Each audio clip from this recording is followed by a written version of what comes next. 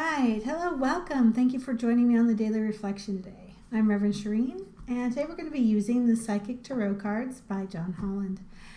This will be the first time I've used these at all.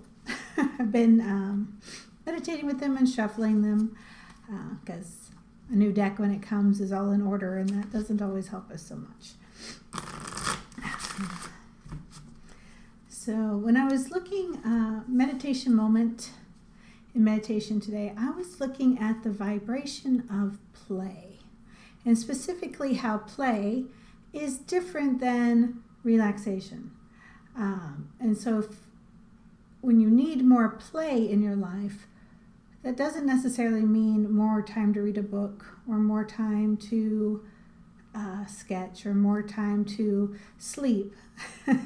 Those are all great things that you might need at times for your body, just the ability to relax and let go.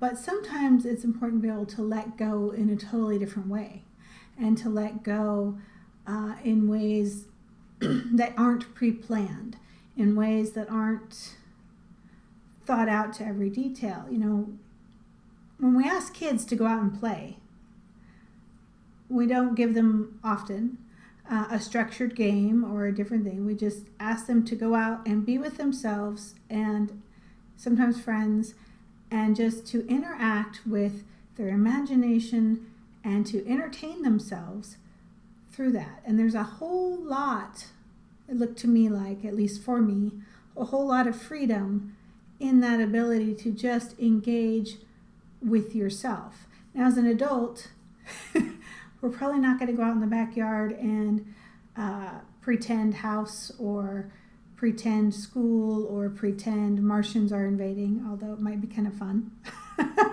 And so it's a little bit more challenging for us to be like, okay, I'm going to go out and play. What does that mean? And that's the question for the meditative moment. What does it mean for you as an adult, at least most of the time adult, to go out and play and just engage with your own creativity, your own imagination, no limits, to just be with whatever comes up and express it in that moment. All right, into the card reading. Let's pray that whatever happens during this card reading will benefit each of us in our spiritual growth, awareness, and understanding. And that we find what we're looking for today. All right.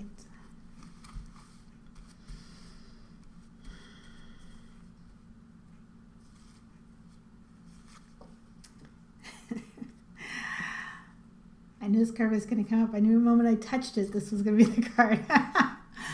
Balance. In addition to play and in addition to rest, really, how do you bring balance into your life? How do you make use of the moments when you're full of energy and you can just dream and go and see and follow that path, and simultaneously set up your life in a way that in the moments where you need the opposite, where you need the time to hermit away and be quiet and not have to follow a specific schedule. And that is the most challenging thing, I believe, at least in America, is our society isn't set up to allow us to really follow those flows. So how do we give that to ourselves, knowing that we chose to be part of this society? Maybe we chose to be part of it to change it, but maybe we chose to just be here. So how do we set up our lives that allow us to follow the things that we need to do, the things that we want to do, to support ourselves, to be there for other people, to have the relationships we want, and be in balance with ourselves? How do we bring our world into balance?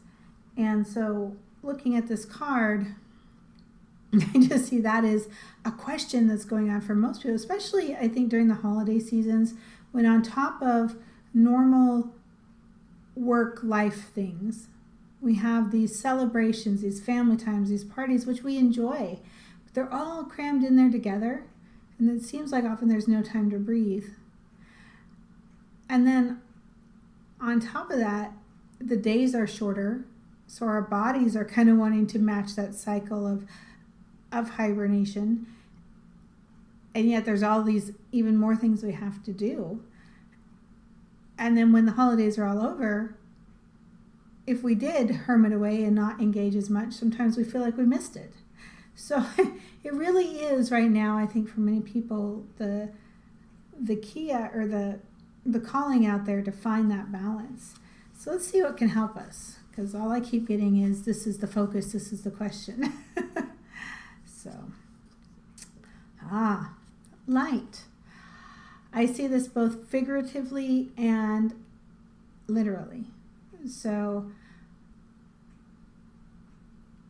one is to find the sunlight. Engage in the sunlight. Find it in the moments that it breaks open. Make sure that you get out to be in the sunlight, even if it is a 15-minute break during the day, even if it is a half-hour lunch walk. Whatever it is, make sure that you are finding the sunlight, because your body needs it. And it does help that balance of finding the energy when you have it, and reminding yourself that it isn't all just dark this time of year.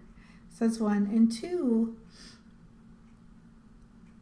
what they're showing me is that connection between you and your inner heart, that you and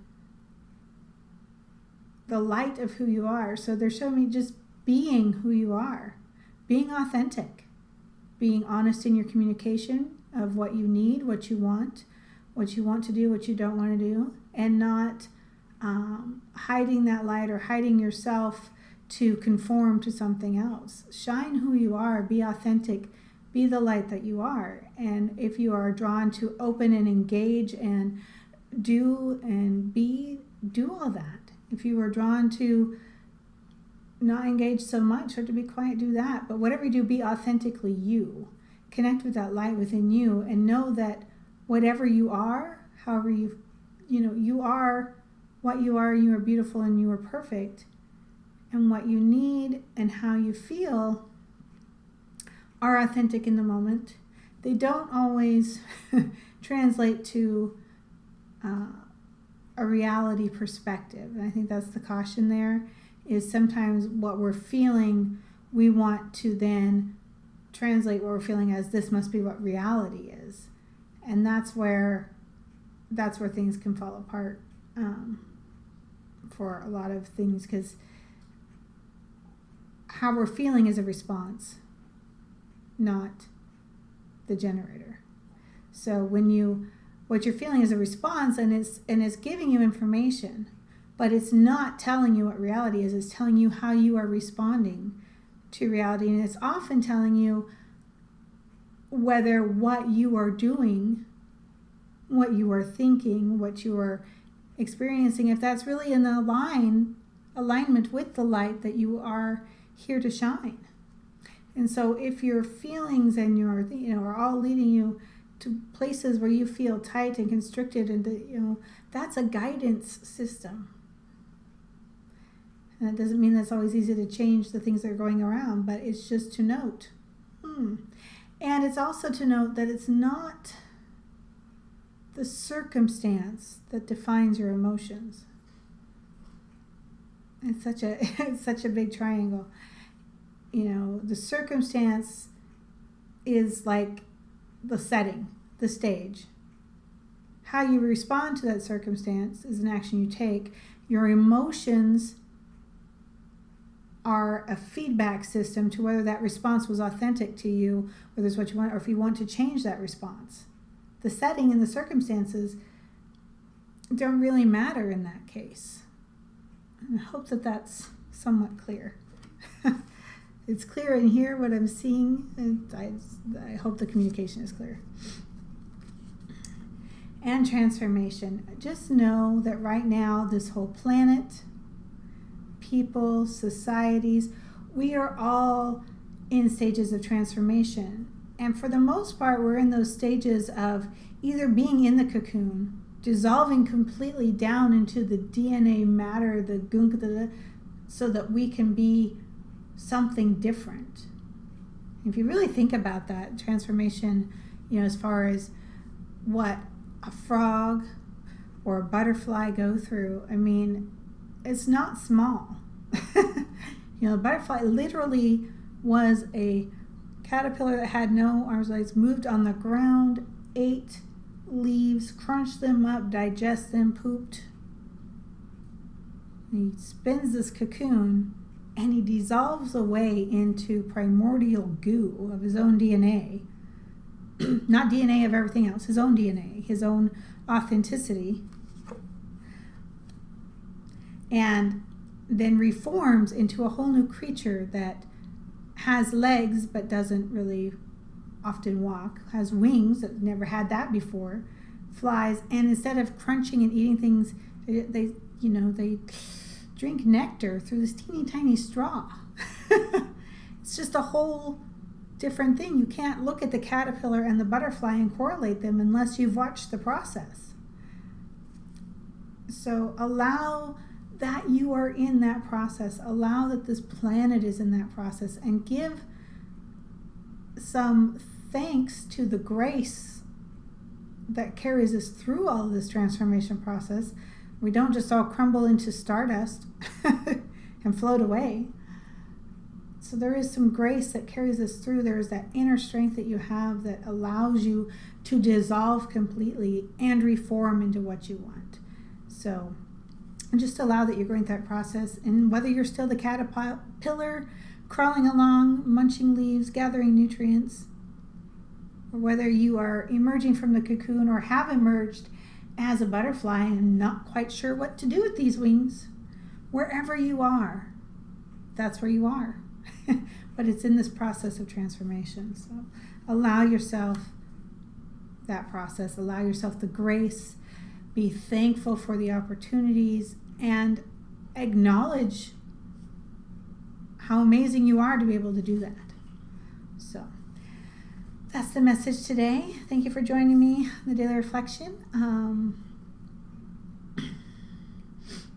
This is December. There are a lot of things going on. I'm going to try to adhere to my schedule as much as possible, although I have things coming on where I'm not going to be available. So I am going to try to pre-record, which I rarely do, but I'm going to try to pre-record some things to have so that they publish over the times that I am not available, and that way you can continue to receive the communication that perhaps you're looking for. And it's all going to happen in divine timing. So as long as I turn off my ego and my analyzer that want to worry about that, it will all work out beautifully. So take care, be blessed. We'll see you next time.